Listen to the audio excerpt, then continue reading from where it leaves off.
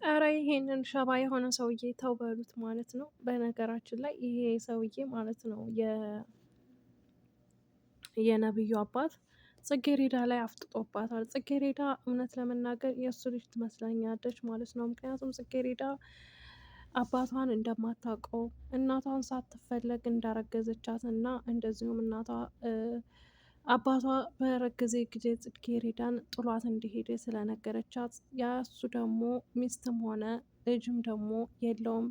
አንድ ልጁ ነብዩ ብቻ ነው ማለት ነው። ስለዚህ ነብዩ ደግሞ እናት እንደሌለው ተናግሯል። ከዛም በመቀጠል አባትየው እሱ ነው ብዬ አስባለሁ።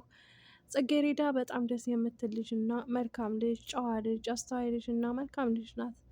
ሁሉም ለእሷ ክፉ ነገር እንጂ መጥፎ ነገር እንጂ ጥሩ ነገር የሚመኝላት የለም።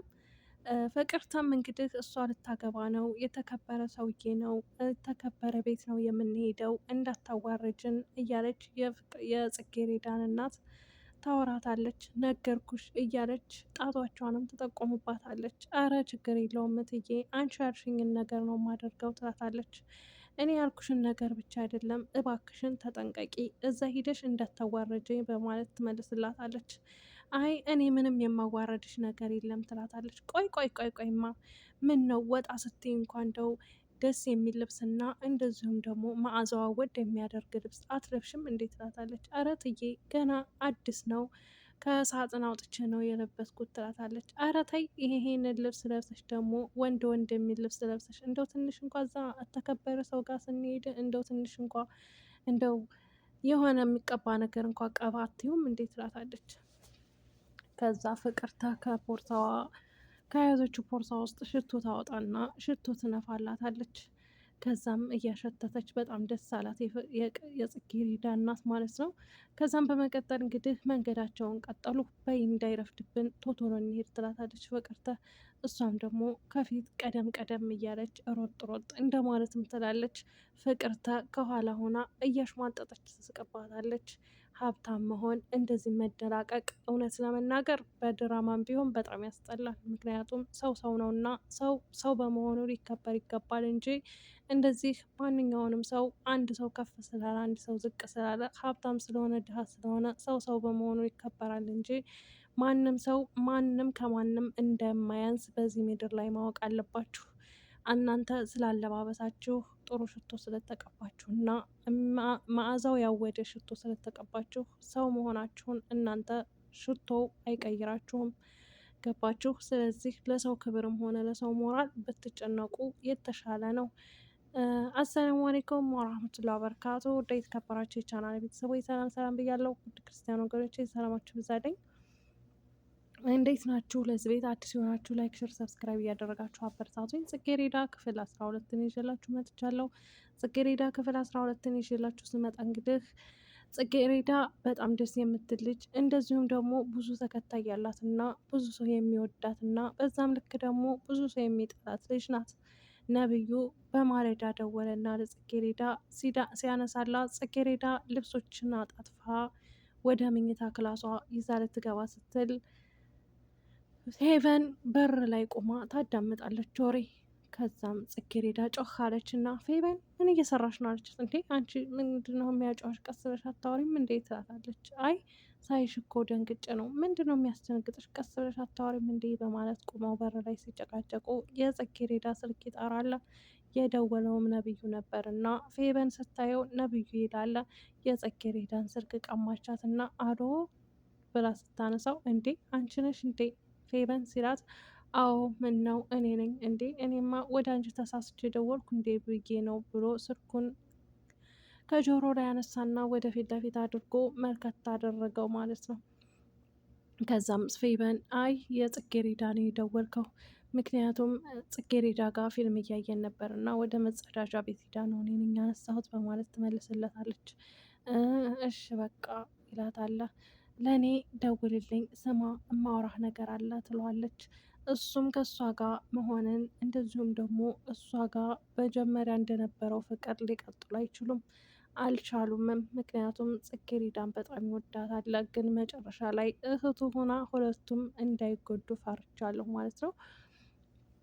እንግዲህ በኋላ ደውልልኝ ስትለው እኔ ዛሬ ትንሽ ስራ ቢዚ ስላደረገኝ ስለማይመቸኝ አልደውልልሽም ይላታል። እንዴ ደውልልኝ እማውራህ ነገር አለ ስትለው እሱም ሰው ሲያዘኝ እንደማልወድ ታውቂያለሽ፣ ስለዚህ አንቺ ልታዘዥኝ አትችይም በማለት ሲመልስላት እሱን አውቃለሁኝ አላዝም፣ ግን ቢሆንም ደግሞ እማውራህ ነገር አለ ስትለው እሺ በይ አሁን ፌበንን በይ አሁን ስልኩን ስጫት ለጽጌሬዳ ይላታል። ጽጌሬዳ የት ነሽ ነይ እንቺ ብላ ትመልስላታለች ስልኳን። ጽጌሬዳ ክላሷ ውስጥ ገብታ አቤት ነብዩ፣ ምንድን ነው? ምን ተፈጥሮ ነው? ችግር አለ እንዴ? ጋሼ አመማቸው እንዴት ትላለች። በያንቺ ልጅ ቆይ ስለ ጋሼ ብቻ ነው እንዴ የምታስቢው ሲላት ነብዩ፣ እሷም ጽጌሬዳ እንዴ ምን ላደርግ ሌላ ታዲያ ምን ልሰብ ጋሼን አመማቸው ብዬ ስትደውልልኝ በጣም ነበር የደነገጥኩት ትለዋለች ማለት ነው። አይ አባትሽን በጣም ነው የምትወጂው? አዎ አባቴን በጣም ነው የምወደው ግን አወደዋለሁኝ ግን ያኔ አላ አባቴን ወደዋለሁኝ ግን አባቴን ደግሞ አላውቀውም በማለት እንግዲህ ስለ አባቷም ትንሽ ማውራት ጀመሩ። እንዴት ብሎ ሲላት አይ እኔ እርጉዝ በተነበርኩበት ሰዓት እናቴ እኔም ባረገዘችብኝ ሰዓት ነው ጥሎኝ ሄደው፣ ግን አባቴ ቢሆንም አልጠላውም ግን ስለማላቀው አልጠላውም ማለችው። ከዛም በመቀጠል እንግዲህ እሺ የማጣይበት ምክንያት ለምንድን ነው ብሎ ስላት አባቴ አንድ ሰው ለመጥላት የሆነ ምክንያት ያስፈልጋል በማለት ስትለው እስቲ ምሳሌ ምን አይነት ምክንያት ሲላት አባቴን አገኘቸው ለምን ጥሎኝ እንደሄደ መጠየቅ እና ከዛ ለእኔ የሚሰጠኝ ምክንያት እኔን የሚያስተውና እኔን እንድጠላው የሚያደርግ ከሆነ በዛ ምክንያት ልጠላው እችላለሁ እንጂ አለምንም ምክንያት ላልወደው አልችልም በማለት ትመልስለታለች። ይህን አልጠበቅኩም ነበረ በማለት ይመልስላታል ነብዩ። ከዛም በመቀጠል እንግዲህ ፍቅርተና የጽጌሬዳ እናት ወደ እነ ጽጌሬዳ ቤት ይሄዳሉ። ጽጌሬዳም እነ ነብዩ ቤት ገባችና ጋሼ ተሻለዎት በማለት ትጠይቃለች። ጋሽም ደግሞ አዎ ተሽሎኛል፣ ነይ ቁጭ በይ እስኪ እናውራ ይላታል። አይ ነብዩ የለም እንዴ ትለዋለች። ነብዩ ሸዋር ቤት ገብቶ ይሆናል ይመጣል፣ ነይ ቁጭ እንበልና እስኪ እናውራ በማለት አይ ምግብ ልስራልዎት እና እመጣለሁ። ጽጌሬዳ ልጄ አትቸኩይ ነይ፣ እኔ እኮ አንቺን ካየሁኝ ይበቃኛል በማለት እንግዲህ እሷን ላይ አተኩሮ ማየት ጀመረ ይሄ ሸባ የሆነ ሰውዬ። ከዛም በመቀጠል እንግዲህ ጽጌሬዳ በቃ እኔ ልሂድና ምግብ ልስራ ብላ ሰውየውን ትታው በሯን ከፍታ ጥላው ወጣች። ሰውየውን በግልምጫ እንደዚሁም አተኩሮ ከእግር እስከ ራሷ ድረስ ማየት ጀመረ ማለት ነው። በነገራችን ላይ መጨረሻ ላይ አባቷ ሆኖ ይሄኛው ነብዩ ደግሞ ወንድሟ እንዳይሆን በጣም ፈርቻለሁኝ። ከዛም በመቀጠል እንግዲህ ፍቅርተና የጽጌሬዳ እናት ወደ እነ ነብዩ ቤት አጎሩ፣ በሩን ቆረቆሩ። ከዛም በመቀጠል እንግዲህ ነብዩ ከፈተና አቤት ሲላቸው እዚህ አቶ እንትናን ማን ነበር ስሙ ጠፋኝ እኔ ለራሱ ልጠይቅ መጥተን ነበር ስትለው እሽ ግቡ በማለት ያስገባቸዋል። ጽጌሬዳ ኩሽና ጉድ ጉድ ትላለች። ነብዩም ደግሞ ወደ አባቱ ጋር አስገባቸውና እነ ፍቅርተን ከዛም ወደ ጽጌሬዳ ተመልሶ መጣ። ጽጌሬዳን እበር ስር ቆሞ ፎቶ ያነሳታል። ጽጌሬዳን ስራዋን እንጂ ፎቶ ማንሳቷን አላወቀችም መነሳቷን። ከዛም እንግዲህ መጣና ፎቶ እያነሳኝ ነው እንደ ስትለው አይ አላነሳሁሽም አላት። እስኪ በላንጣ ስልክህን ልየው ስትለው አይ በይ ስራሽን ስሪ እኔ ምንም አላደረኩም በማለት ነብዩ ሸመጠጣትና ሰላም ይላልና እቅፍ ያደርጋታል። ጽጌሬዳ እቅፍ ታደርገዋለች ማለት ነው። ከዛም በመቀጠል ፍቅርተና የጽጌሬዳ እናት ወደ ሰውየው ጋር ሄዱ።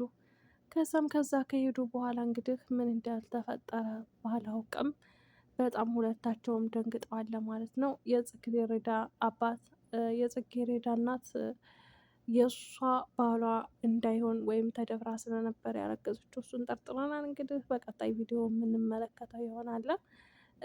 ጽጌሬዳንም እንግዲህ ነብዩ እንግዳዎች አሉ ሻሂ ሰርተሽ ይዘሽላቸው ሂጂ ስላላት የፍቅርተ እናት የጽጌሬዳ እናትና ፍቅርተ እዛ ቤት እንደምትሰራ ባያውቁም ፍቅርተ ግን እዛ ቤት እንደምትሰራ ታውቃለች። እናቷ ስታያት ምን ይፈጠር ይሆን ብዬ በጉጉት እጠብቃለሁኝ። እንግዲህ የዛሬው የጽጌሬዳ ድራማ ይሄንን ይመስል ነበረ። በነገራችን ላይ ደስ ይላል፣ ግን የሆነ አጭር ነው እንትኑ ማለት ነው። ደቂቃው ረዘም ቢያደርጉት የተሻለ ነው። ለእይታም ሆነ ለእንትንም አሪፍ ነው። እንትኑን ቢጨምሩት ደቂቃውን እንደገና ደግሞ ያው በየቀኑ ባይለቀቅ በሁለት ቀን አንድ ቀን ወይ በሶስት ቀን እና በአራት ቀን ቢለቀቅ አሪፍ ነው። ይቆያሉ እነሱ ለመልቀቅ። ለማንኛውም ውድ ቤተሰቦቼ የዛሬው ቪዲዮ ይሄን ይመስላል። አመሰግናለሁ።